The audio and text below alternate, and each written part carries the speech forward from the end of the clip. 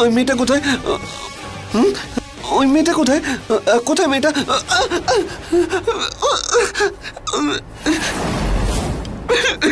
কেন মারলেন?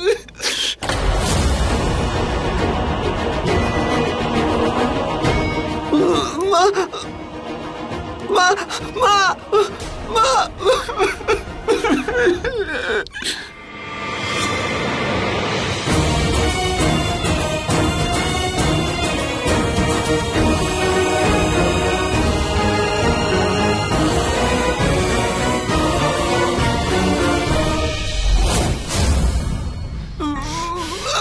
সব তোর জন্যই হয়েছে।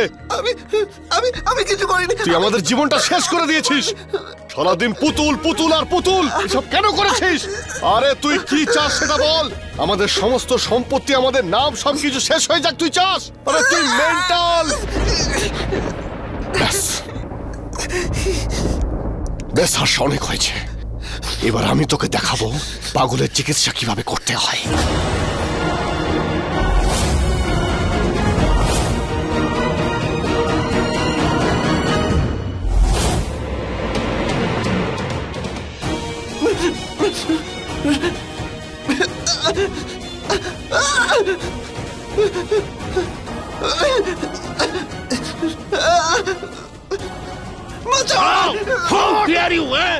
হর্ষের গায়ে হাত দেবার সাহস কি করে হলো তোমার? বাবা ও যা। Shut up! এখনো আমি জীবিত আছি। যতক্ষণ আমি জীবিত আছি এ বাড়িতে তাই হবে যেটা আমি চাই। আমি ছাড়া হর্ষের গায়ে আর কেউ হাত দিতে পারবে না।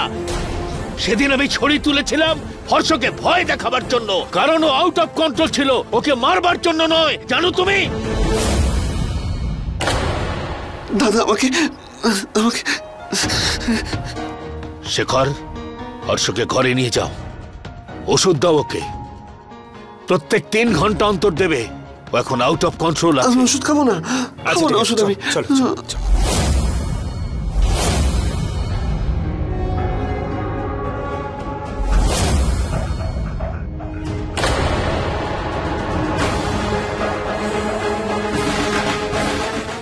বাবাই, হর্ষকে তো তুমি বোকা বানালে, তবে ওই জানকীর কি হবে?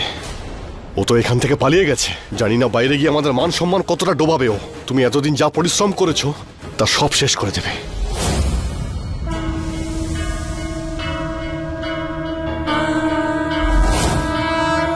হে মা দুর্গা, প্লিজ আমাকে রক্ষা করো।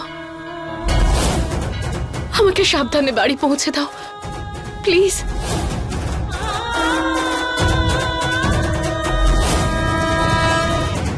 এই মেয়েটাই কোথাও দেখেছো?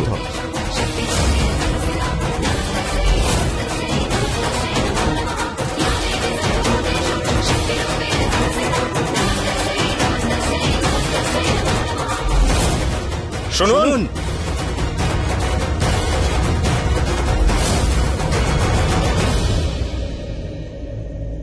ম্যাডাম, দারভাঙ্গার রাস্তা ক্লিয়ার হয়ে গেছে। এবার বাস ছাড়বে, আপনিও চলতে পারেন। আচ্ছা।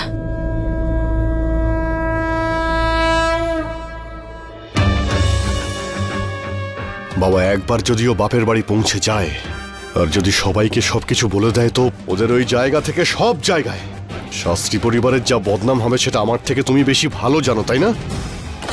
সেই জন্য প্লিজ বাবা, এই হর্ষের কথা বাদ দিয়ে তুমি এখন ভাবো যে জানকীকে কি করে আটকাবে।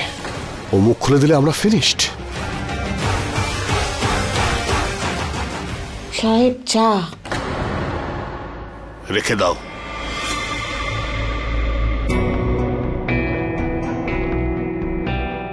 ও কোথায় আছে সেটা জানতে পেরেছো? আমি লোকজন পাঠিয়েছি, খুব শিগগিরই জানতে পেরে যাব। এটাই পার্থক্য তোমার আর হর্ষর মধ্যে। আজ যদি হর্ষ সুস্থ থাকতো, এই কাজটা যদি ওকে দিতাম, তাহলে আমার কাছে এতক্ষণে রেজাল্ট থাকতো, কোনো এক্সকিউজ দেখাতো না। হর্ষকে হিংসা না করে ওর কাছ থেকে শেখো। তোমার প্রবলেম কি তুমি জানো?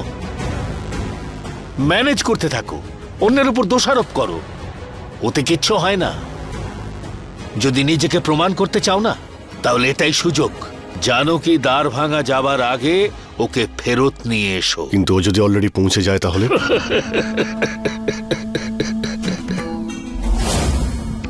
রাজেশ, জানো তুমি শুধু গর্ধপই নও, আহাম্মকও বটে।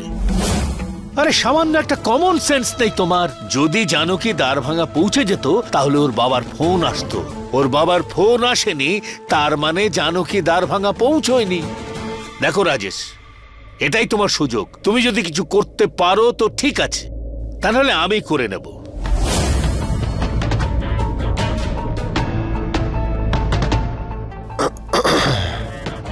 আর হ্যাঁ, শেষবারের মতো বলছি তোমায়, আজকের পর তুমি যদি হর্ষর গায়ে আর হাত দেবার চেষ্টা করো, আমার চাইতে খারাপ আর কেউ হবে না।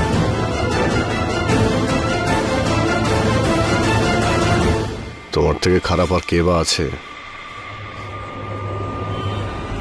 এটা দেখে দাঁড় ভাঙার বাস মনে হচ্ছে। হ্যাঁ, তুই ওদিকে গিয়ে দেখ।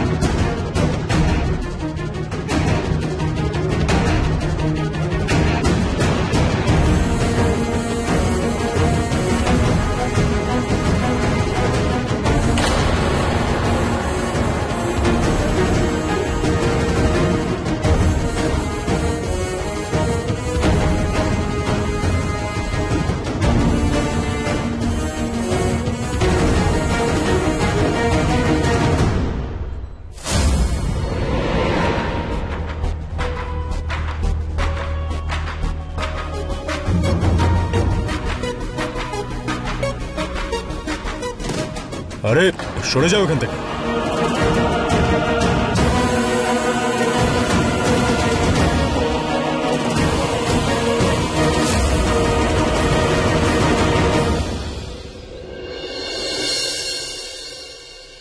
আজকে না জানকী দিদি বাড়িতে আসছে, সেটা শুনে আমি খুব খুশি। আমারও আনন্দ হচ্ছে, কিন্তু তুই চিন্তা করিস না, বড় বাড়ির বউ সবাই খুব মজায় আছে। একটা কথা শোন, এখন যে জানকী আর জামাই আসবে, তখন জানকীর সাথে গল্প করতে বসে যাস না, একটু জামাইয়ের সাথেও বসবি, গল্প করবি, বলবি কি পড়াশুনো করছিস, কি করতে চাস। শুনেছি কৃষ্ণকে 2 লাখ টাকার চাকরি দিয়েছে, তোকেও দেবে, তাই না? আর ওই বলে না ম্যানেজার বানিয়ে দিয়েছে। ম্যানেজার না মা, ম্যানেজার। ওই হলো, সেটাই বানিয়ে দিয়েছে। তোকেও কিছু বানিয়ে দেবে, কোনো কাজ করবি, টাকা আসবে, বড় লোকের বাড়িতে তোর বিয়ে দেব, একটা ছোট গাড়িও নিয়ে নেব, তাই না? ভাজা হয়ে গেছে। আরে এটাকে ফোটা না, ভাজা বলে, সিঙ্গারা ভাজা। নেশর, সিঙ্গারা নয়, তোমার কল্পনা থেকে বানানো পোলাও। কল্পনাতে বানানো পোলাও? আরে আমি তোর জীবন বানানোর কথা বলছি, আর তুই বলছিস আমি কল্পনাতে পোলাও বানাচ্ছি? কিছুই বুঝিস না তুই। আরে বাবা রে বাবা, আমি সবকিছু জানি। এই যে তোমার মাথায় সকাল থেকে হর্ষ জামাই বাবু তার টাকার কথা ঘুরছে না, এই টাকাগুলো নিয়ে আমরা কি করব, কি করতে পারি, আমি সবকিছু জানি। তুমি টেনশন করো না, আমি না খুব ভালো চাকরি করব আর অনেক টাকাও কামাবো, কিন্তু সবকিছু টাকা দিয়ে মাপলে হয় না তো।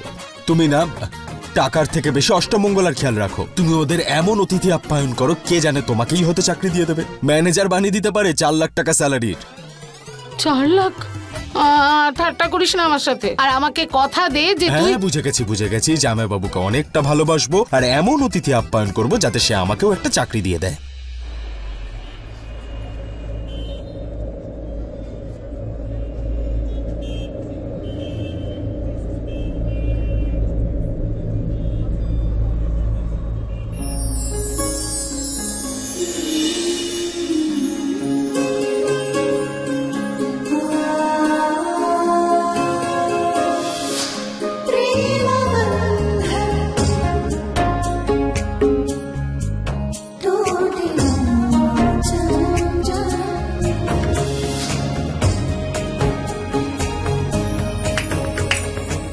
দে বাবু দে, ওপরালা ভালো করবে রে তোর। 7 জন্ম সুখে রাখবে রে তোকে, তোদের দুজনকে সুখে রাখবে। যেটা দেখা যায় না সেটা কিন্তু আসল নয়। অনেক রহস্য আছে এই বাড়িতে। তোর একটা ছেলে হোক, ওপরওয়ালার কাছে এই কামনাই করি। এরকম একটা মিথ্যে বিয়ে কি করে বজায় রাখবো আমি? রাম শাস্ত্রীর থেকে পালিয়ে বাড়ি পৌঁছতে পারবো?